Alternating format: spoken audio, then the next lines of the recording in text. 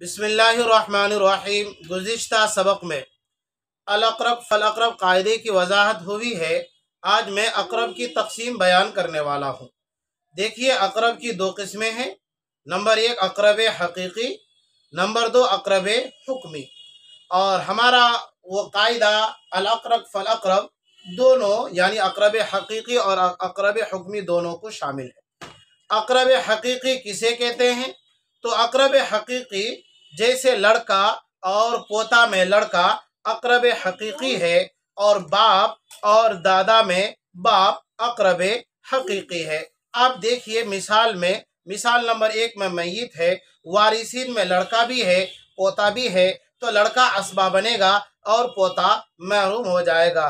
क्यों भाई? इसलिए कि लड़का पोते के बिलमुकाबिल मैयत से ज़्यादा करीब है। तो ये करीब हकीकी है, हकीकतन इस तरह से है जैसा कि आप देख पा रहे हैं। तो ये है अक़रब हकीकी।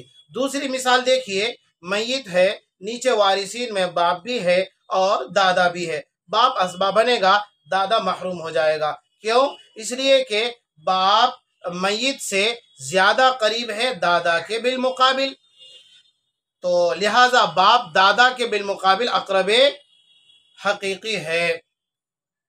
अक़रब हुक्मी जैसे कि लड़का और बाप दोनों का रिश्ता मैयत से तो बिला वास्ता है, लेकिन लड़का हुक्मन बाप के बिलमुकाबिल अक़रब है। अब मिसाल देखिए, अक़रब हुक्मी की मैं मिसाल बयान कर रहा हूँ।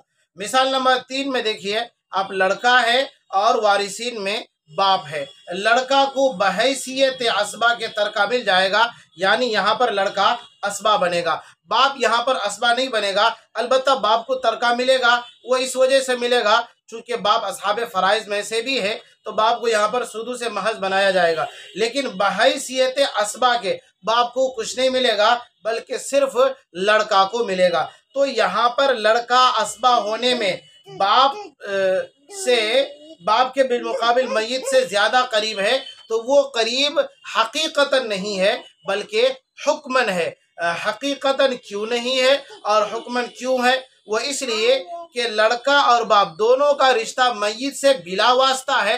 इस वजह से लड़का जो मैयत से असबा होने में करीब है, तो वो अक़रब हकीकी नहीं बल्कि अक़रब हुक्मी है।